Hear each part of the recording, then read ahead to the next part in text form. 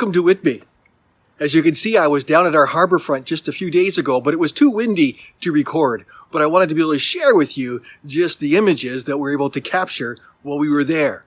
As you can see there in the background in the screen beside me is our lighthouse. And our lighthouse has been standing on this particular site since 1958, but it was not the original. Its predecessor was built in 1857. It was a large wooden octagonal structure that stood there for just over 100 years. And so our port here in Whitby, our harbor, was at one time a harbor filled with all kinds of activity of commercial vessels coming in and out, bringing goods and taking goods away and taking them to other places. And it was the economic hub of this small town of Whitby. So we had this working harbor. And, still to this day, the area around the lakefront is still referred to as Port Whitby. Port Whitby. So this lighthouse literally lights the way in the darkness. And along with its predecessor, had been doing so for over 160 years. At one time, there were 250 lighthouses just like this one. Now there's about half. And that speaks to the change in navigation techniques such as GPS and other sorts of things that really make the lighthouses not as important as they once were. But in the initial days, you think back in the 1800s and early 1900s, if you were coming down the Great Lake of Ontario in the dark or in a storm, you needed to be able to find where the harbor was. You need to be able to find your destination of Whitby, or you need to be able to find a safe place to drop anchor for the night. And this lighthouse was a critical navigation tool that led people to where they needed to go or wanted to go, or led them to a place of safety and security. Jesus said, "I am the light of the world." And he was that light, not just for a town, not just in a single harbor, not just on the coastline somewhere, but for the entire world, that all might be able to take their bearings and their direction from him and him alone. And so this morning, or today, whenever you're watching our broadcast here on our website, we're just so thankful that you've come and you've joined us as the people of Whitby Baptist Church, that you've made our family your family at the beginning of this new week. As we pause to think about Jesus, I am the light of the world. And so, how has your week been? Has your week been difficult? Are you finding your days are filled with much more darkness than you would prefer? Are these dark days? Or are they days where you find your life slipping more in and out of shadows? Jesus says, I am the light. Christ is your light and mine. Psalm 27 says, the Lord is my light and my salvation. Whom shall I fear? The Lord is the stronghold of my life. Of whom shall I be afraid? So come, let's worship God together.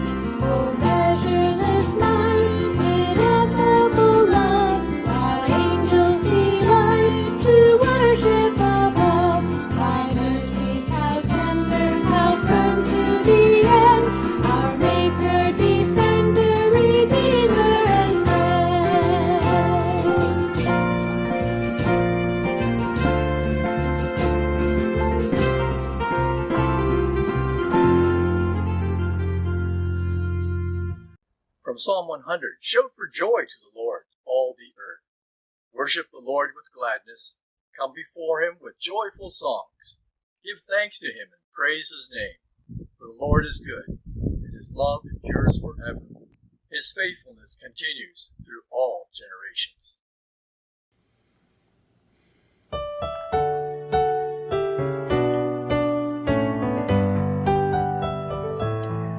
When we walk with the Lord in the light of his word, what a glory he sheds on our way.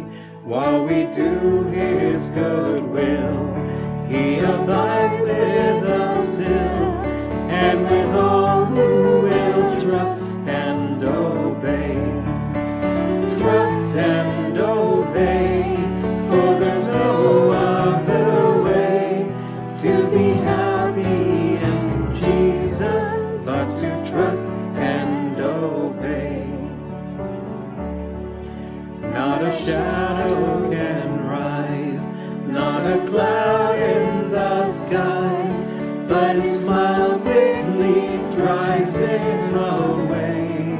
Not a doubt nor a fear, not a sigh nor a tear can abide while we trust and obey. Trust and obey, for there's no other way to be happy in Jesus but to trust and obey. Not a burden we bear, not a sorrow we share, but our toil he doth richly repay. Not a grief nor a loss, nor a frown or a cross, but is blessed if we trust and obey. Trust and obey, for there's no other way to be happy in Jesus but to trust and obey. Then in fellowship sweet we will sit at his feet, or we'll walk by his side in the way. What he says we will do, where he sends we will go. Never fear, only trust and obey. Trust and obey, for there's no other way to be happy in Jesus but to trust and obey.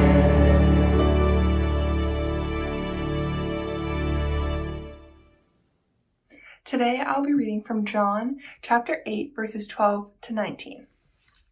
When Jesus spoke again to the people, he said, I am the light of the world. Whoever follows me will never walk in darkness, but will have the light of life. The Pharisees challenged him. Here you are, appearing as your own witness. Your testimony is not valid. Jesus answered, Even if I testify on my own behalf, my testimony is valid. For I know where I came from, and I know where I'm going. But you have no idea where I came from, or where I am going. You judge by human standards. I pass judgment on no one.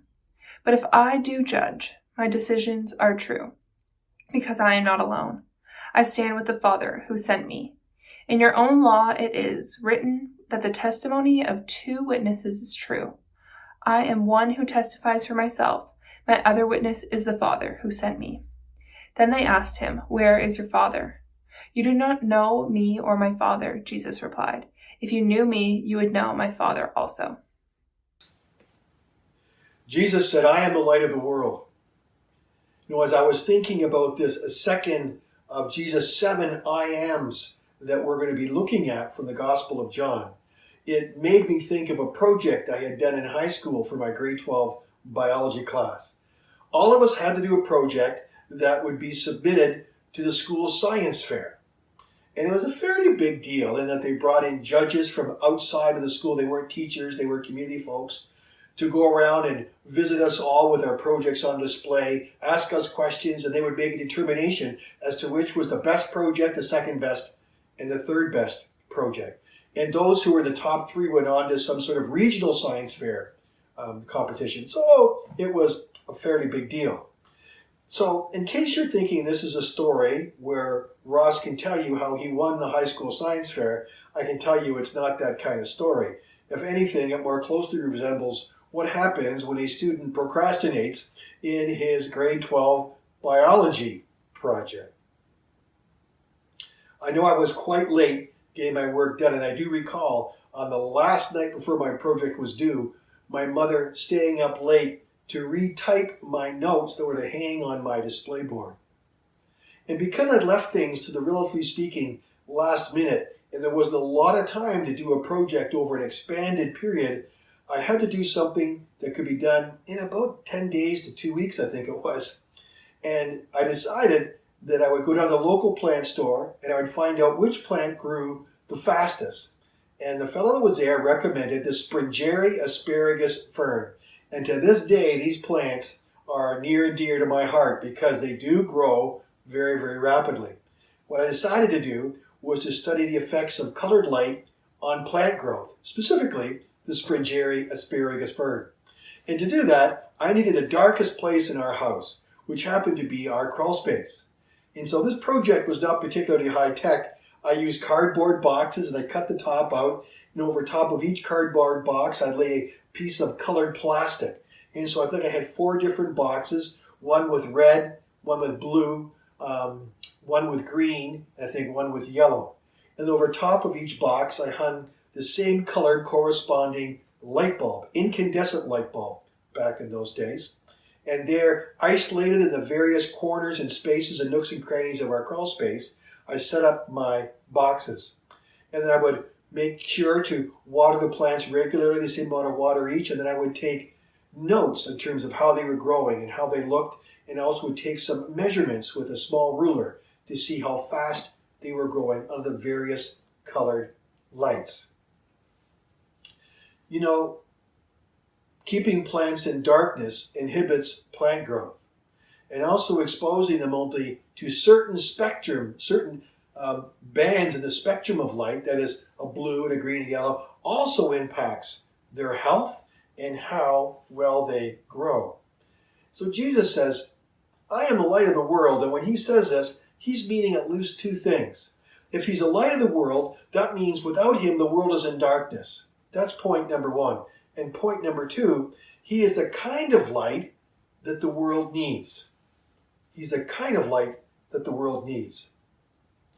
Physical light is absolutely essential for physical life. The earth would change very, very rapidly if we cease to have sunlight. A lot of the plants on the surface of the earth and animals all require the light that comes from the sun for them to be healthy and strong. We need also the sun's rays in our own life to drink that into our bodies as a source of vitamin D. We have to be careful about how much sun we get, but it's a helpful part of our growth and development. Sunlight, sunshine. Well, some plants need more light than others. It's never been observed that any plant will grow towards the shade or grow towards the darkness. All plants lean towards the light. They grow into the light. And so we can see that with the flowers in our gardens or the trees in our yard. We see the way the branches grow, in all which ways they stretch out to try to get more and more light. So just as the Springeri asparagus ferns grew differently under different colored lights, when they're exposed to just one band out of the total spectrum of light, so we grow very, very differently if we're only exposed to the physical spectrum of light and not to this other spectrum that Jesus is speaking about, which is the spiritual spectrum of spiritual light. So when Jesus is talking about being the light of the world, he's talking about being that spiritual light that will bring us the full spectrum that we need to grow healthy and strong and well-rounded in the way that God designed us to be. And so just as physical light is indispensable for us, so is a spiritual light that illuminates the darkness. The world lives in a state of spiritual darkness. This was never more true, I suppose, than when Jesus entered the earth and walked it as one of us. Consider how very early on in his ministry, Jesus is confronted by the very presence of Satan himself and led out into the wilderness where he is tempted. So strong is the force of evil in the world that it confronts Jesus head on. We also know from throughout Jesus' ministry that he is confronted again and again and again by people who are demon-possessed. So strong is the presence of evil in the world. And again, so strong that even the Pharisees accused Jesus of being the servant of Satan, of being Beelzebub. So strong is his presence of evil, this darkness. And so in verse 12, a Greek word is used, scotia, which is defined as darkness due to the want of light and is used to describe the ignorance of divine things. This darkness is used to describe the ignorance of divine things. It's associated with wickedness, a wickedness that results in misery in hell. And so it speaks of this whole idea, we get into hell, that this darkness is what separates us from God. It's a place where things develop and happen that keeps us apart from God. And so Jesus says, I have come as light into the world to dispel the darkness, to push it back, to render it impotent for those of you who will follow me and stay close to me in my light. And so this idea of Jesus being the light of the world comes as a stark contrast to the darkness that has the world in its grip.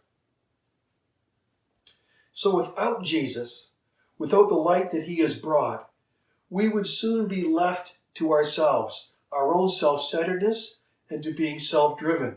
And it wouldn't take very long before you and I came to the very end of ourselves, where there was nothing more. And when there's nothing more, all that remains is us to be looking at the darkness that's in our own hearts. The darkness in our hearts is what remains when we come to the end of ourselves. You know, as much as you and I might like to think differently, especially about those whom we love and are close to us, we are not filled with light. Instead, our hearts are filled with darkness. That is, we're really more absorbed with our own wants and concerns and worries and issues, and not so much about others. It's so inward. There's nothing about it that's really worth sharing with anyone. Nobody has a good heart. Fundamentally, nobody has a good heart. Scripture says the heart is wicked and deceitful above all things. Jesus said, I have come as light into the world. None of us have our own light. None of us were made that way. We were made in such a way as to require the light that God brings into the world through Jesus Christ. All the light that we think we have is distorted, is not that which can lead us to fullness. And so it's Jesus coming into the world as a light, and then the transforming power of the Holy Spirit in your life and mine. That's what God intends for us. So when Jesus says, I am the light of the world, he is saying, I am the light the world desperately needs. He is saying, you need me. You need me every bit as much as you require the sunshine that lights up the sky. Secondly, the world needs light if we're going to have the capacity to see God for who he really is. And then to see the world as God sees the world. And then to also see how we're to live our life when faced with those two realities of who God really is and who the world really is. How are we to live our lives? And so we know we can't see God without the light that Jesus brings. The light that pushes back the darkness that exists between us and God. That's a result of that divine ignorance that's in that darkness. But Jesus doesn't just point us to God as much as to say, hey, he's over there or go that way. But Jesus says, I am God. So Jesus doesn't just point us to God and simply said, like, follow the yellow brick road, that kind of idea, and you'll eventually get yourself to the wizard, or you'll get yourself to where God is. Jesus says, I am going to reveal who God is to you. He shows who God is to us by appearing like us in the flesh, in a way that we understand it, and says, this is what God looks like. God is like me as I stand before you. And so you want to see God? Look to Jesus. Look to Jesus. It's been said there's really two different kinds of people in the world. There's those who believe in God, and there are those who don't. Others perhaps might add other categories or have a totally different metric altogether. But we can say that there are those who believe in God and those who don't. Obviously, as followers of Jesus Christ, we side with the former as those who believe in God. But who is this God that we see? Who is this God that Jesus has illuminated for us as the light of the world? Ben Pierce, the Bible study leader in our last series in Discovery Church, said this: one thing for sure, all of us need to see God more clearly.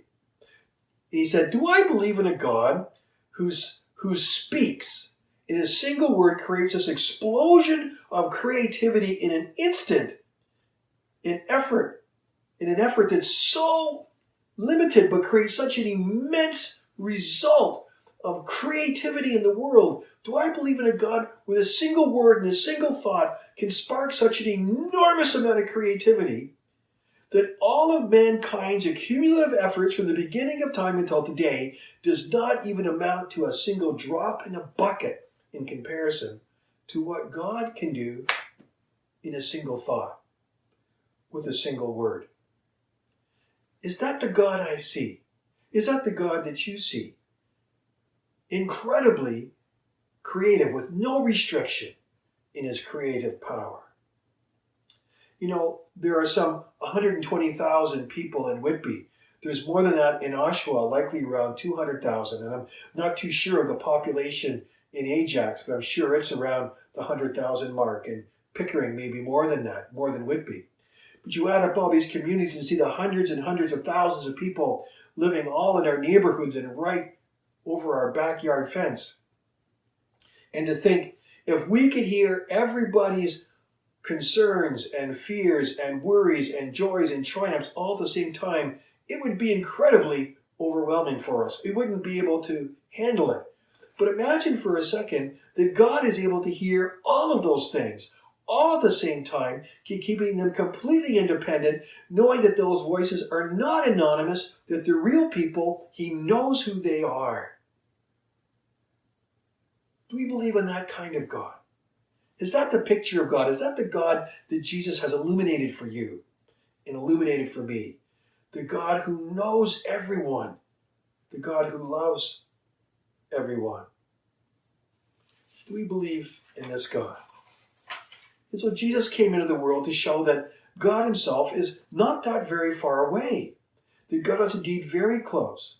That God isn't a God way out there who doesn't care, but God is very close and he does care. He's intimately involved in our lives. Is that the kind of God that you and I believe in? It is, if we see that Jesus is our light. The light of the world shows the world as God sees it. And so as I think about that, how does God see the world? What has Jesus shown us? And quite often the first phrase that comes to my mind is, they're like sheep without a shepherd. That without Jesus, we're lost in our own darkness. That we need to be led. We need guidance. We need light to lead us out of where we are into something new, where we might find not just light, but life. So as a world that God has created, he's created in such a way that we need him in it. We need his presence. We need Jesus in our world. That's the way this world was set up from the very beginning. And so does our vision of who God is that we see through Jesus move us to see that everyone around us, absolutely everyone, needs to have this experience of God through Jesus. I think most of us, we live our lives as if everybody is basically all right and they're going to be okay. Our friends at work, our neighbors, our brothers, sisters, our children, our parents, that everybody is just okay and they're going to be all right. Or do we fundamentally believe that everyone needs to know God, and the way to do that is through the light that Jesus brings, the light that Jesus has brought into our world? Do we really believe that living without Jesus is a viable option? That it's a legitimate alternative? That people will still be able to experience life and light the way that God wants us to? Do we believe that? Or do we believe what Jesus says here, that He is the light of the world? And that means we can't do without Him. We can't do without Him. Once this light of the world has illuminated our hearts as to who God is and how God sees the world, we can then ask ourselves, what does that mean for how you and I live our life? Now that we've seen this light, now that we live by this light, isn't it important that everyone else has that same light, that we now might become reflectors of that light? There's no good light that we have within us to share with others, but we can reflect the good light from the one who says, I am the light of the world. We can reflect that. Jesus says, I am the light of the world. Whoever follows me will have the light. You will have me, he says, as your light. If you follow me, you have me. I am yours. I am your light. So when you and I follow Jesus, we have this light. We belong to Him. In verse 12, Jesus says, you will have the light of life. And so what's this connection between light and life? Earlier, John in the same gospel says, in speaking of Jesus, says, in Him was life, and that life was the light of men. This life gives light. The life Jesus has, He shares it with those who follow Him by giving them light that leads them into this fullness, into this abundant life. So you and I, until we allow Jesus to shine into our lives, are really blind without Him. We're only living on half of the spectrum of light. We're living with the physical light. We're not paying any attention to the spiritual light. The light comes from this new spiritual, eye-opening experience of Jesus.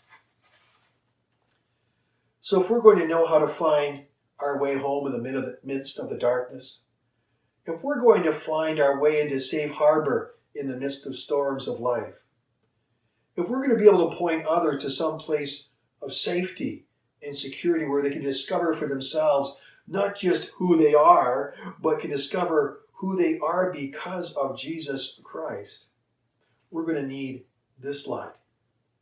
Jesus says, I am the light of the world.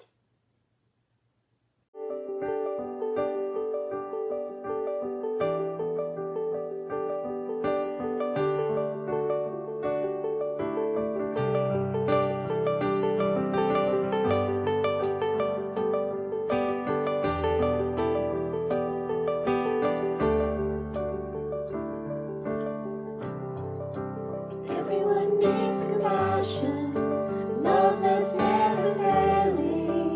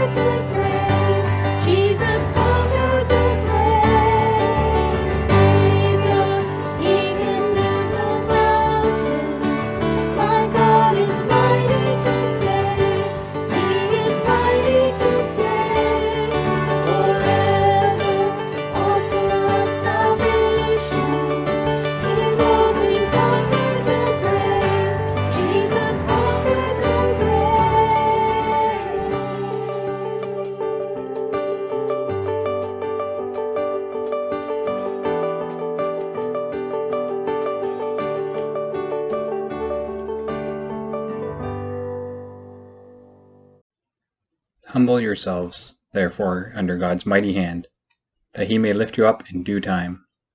Cast all your anxiety on him, because he cares for you. Amen. As we end our time together here today, just a few things I want to draw to your attention. I want to share with you again the special prayer event that's coming up, as well as a special mission and ministry opportunity taking place on April 1st. But before we do that, I want to allow you to hear from Jennifer Surtees, our youth intern, to hear what's going on in the life of our youth ministry. Hello, Whitby Baptist Church. This morning, I am so glad to be here with you virtually, and I'm here to kind of just talk through what the youth ministry has been looking like here at Whitby for the past few months. I have been in the intern position for about 9 weeks now, so that's just over 2 months being part of your church, which has been absolutely amazing. It has flown by, but each week over the past probably month and a half, I have met with 5 youth from the congregation and from the community, and it has been awesome. We have been working through the Alpha Youth series, which is an online resource that kind of looks at the basics of faith.